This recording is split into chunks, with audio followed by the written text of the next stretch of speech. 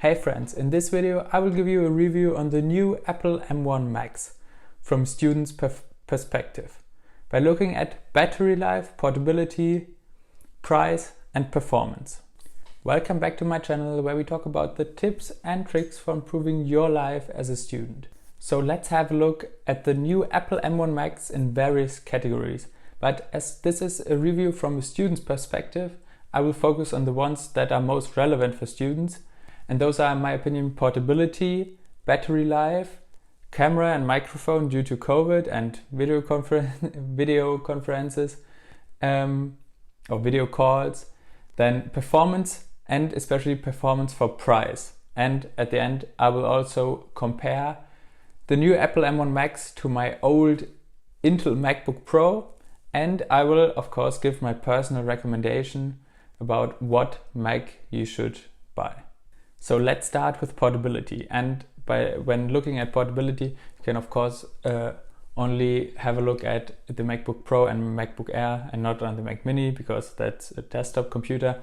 But for them, as they are 13-inch MacBooks, they are pretty well in carrying them around, and especially compared to like my 16-inch MacBook Pro from work or my older 15-inch MacBook Pro, it's a lot more comfortable to carry them around.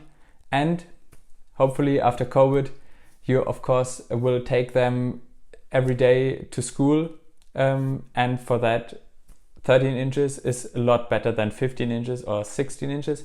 But they could even be more portable when Apple would get rid of those thick bezels. But yeah, that's a point we will have to maybe wait another year or another 2 years for. But in terms of portability, just great, as they are 13-inch models, a lot better than 15-inch or 16-inch models. So let's get to battery life. And for battery life, again, you can only have a look at the MacBook Air and MacBook Pro. But I only tested the MacBook Air, and this one was absolutely great in terms of battery life. So for the first time, I was able to use a MacBook for several days in a row with some heavier tasks as well, like video editing, for example. And this was absolutely no problem to use it several days in a row. I didn't have to carry a charger. And especially compared to my 16-inch MacBook Pro from work or my older 15-inch MacBook Pro, they ran out of battery. I even have difficulties to use them one day, just for one day of work. That was wasn't really possible. But with the new M1 Max, battery life is great, and that is also important for you as a student, because you might not want to carry a charger every time you go to school, especially as they are pretty heavy and big. So you can definitely take your MacBook Air or MacBook Pro with the M1 processor for a whole day at school. This is absolutely no problem. And I even realized that the battery life of my iPad Pro, which used to be very good, is a lot less good compared to the M1 MacBooks. So yeah, they are, in terms of battery life, they are really great. Yeah, I cannot say anything else to that. It's just great. Yeah. But now we will have to face a pretty negative point of the M1 Max, and that's camera and microphone. And maybe camera and microphone wasn't that big of a problem before COVID, but with COVID we have lots of video calls, especially as a student, but also of course as someone who works full-time. We are in many video calls, and there you might like to have a decent camera quality and also a decent microphone. At least the microphones are pretty okay. I have to admit, they are, you can use them, and you might also use some AirPods or something like that. Then the microphone is pretty okay, but the camera is absolutely crap. It's 720p, and this is, it's just crap. So on that front, especially on the camera front, they are definitely not a good choice, but you can actually use your phone as your as your webcam for your MacBook, like your iPhone, but I will do a separate video on that later or in the next weeks. But yeah, to sum it up, on camera and microphone front, they are not that good. So the last point I want to mention in this review is performance, and especially performance for price. So when you have a look at the Mac Mini, and I use the Mac Mini, the new M1 Mac Mini, this comes in at the price around 700 euros or $700, especially when you buy it with the education discount. And this is just great. And then also the MacBook Air at a price around $1,000 and the Pro at around $1,300 is pretty okay, especially when you have a look at performance for price. So when I take my MacBook, my 16-inch MacBook Pro from work with the i9 processor, then when I'm in like a Zoom call, for example, and I might also have some Chrome tabs open at the same time to do some research or things like that, or check my mails, then the fans are already starting. So this already, yeah, this is absolutely crazy. I don't know why those fans are starting this fast, but it's definitely an issue. It's not really great to have a MacBook on your desk, especially when you work like on your lab, for example. This is absolutely terrible. But with the new M1 Max, this is no problem. Even when doing some video editing, when doing video exports, I have never heard the fans of my Mac Mini, and this is just great in my opinion. Even I also compared it. I was on a Zoom call with my Mac Mini and also had some Chrome tabs open. I haven't heard anything. So on that front, yeah, it's definitely it's in my opinion the biggest plus for the new M1 Max. So now I will compare like a M1 MacBook to my old 15-inch MacBook Pro I just bought as a student, so I can compare them pretty well.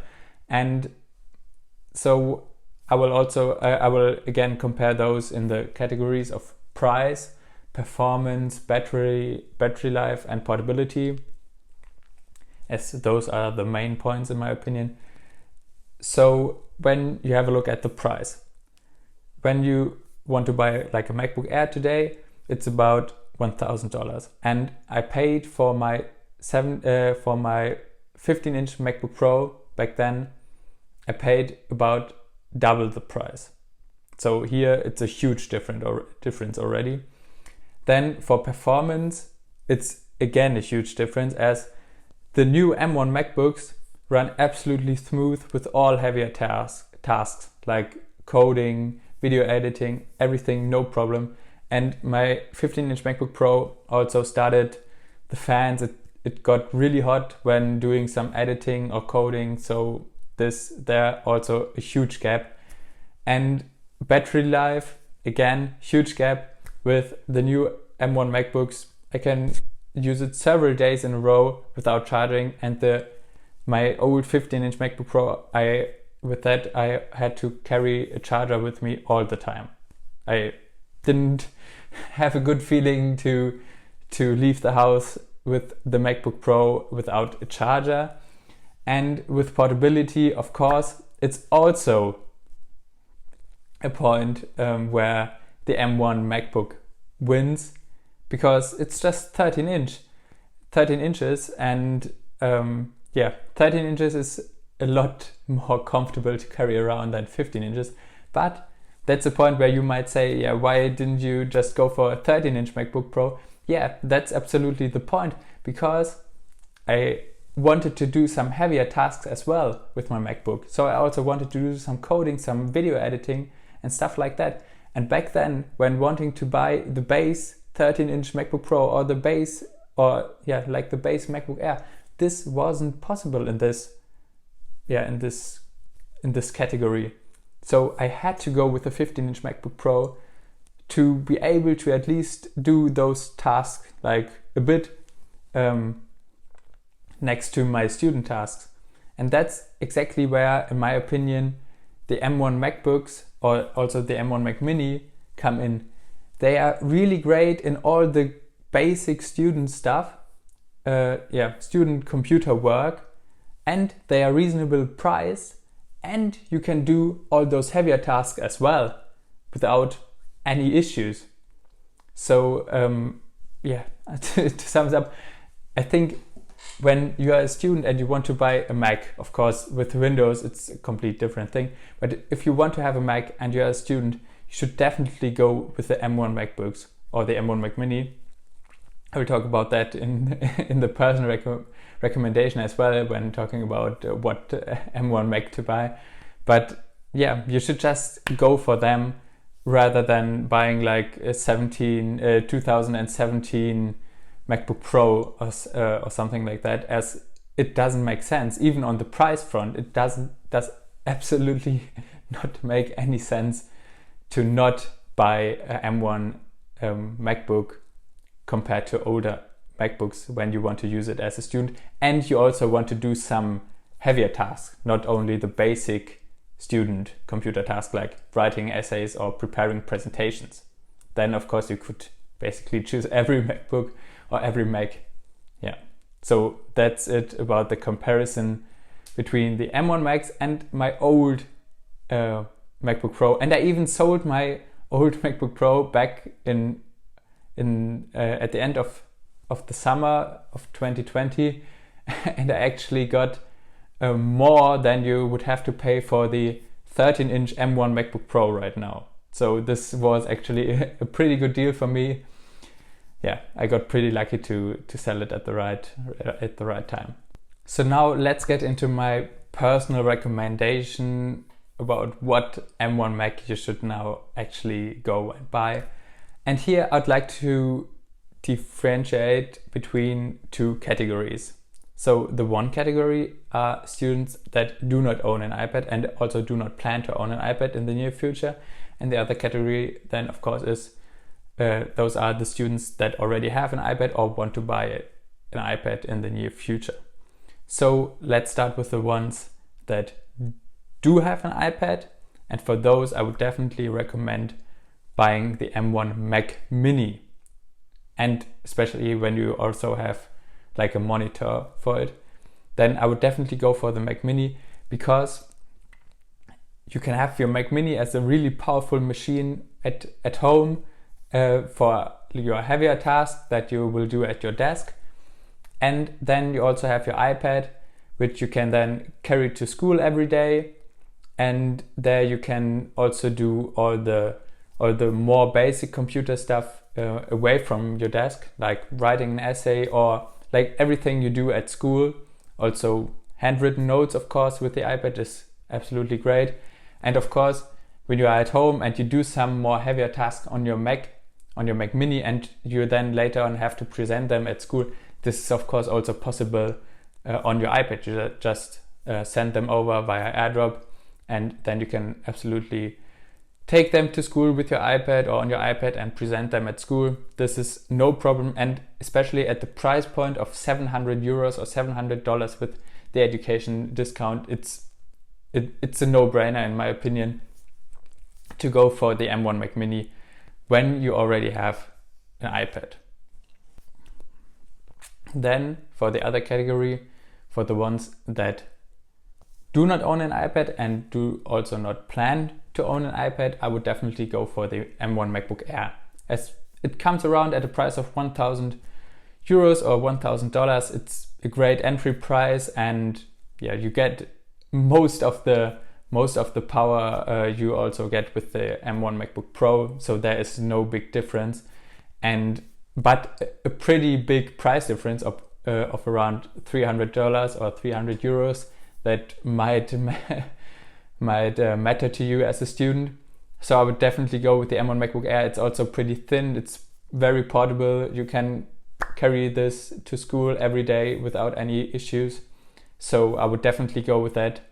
And now to sum those two categories up, I would definitely, as I already said, I would definitely go with the M1 Max, because the first time the Apple entry Macs are not only good for the basic school computing work, like writing essays or preparing presentations, but they can also handle heavier tasks, and that's pretty good, or very good, even very good. You can do 4K video editing without any issues. You can do coding, you can do pretty much everything you can think of. This is absolutely great in my opinion. So I would definitely go for the M1 Max if you are looking to buy a new Mac as a student. Yeah, it's just a great choice. So if you like this video, you might also want to check out my video about why every student should own an iPad, which will of course be linked in the video description. And if I could add some value to you or to your life with this video, I would be super happy if you like this video and also might subscribe to the channel to not miss out on future videos. See you in the next one.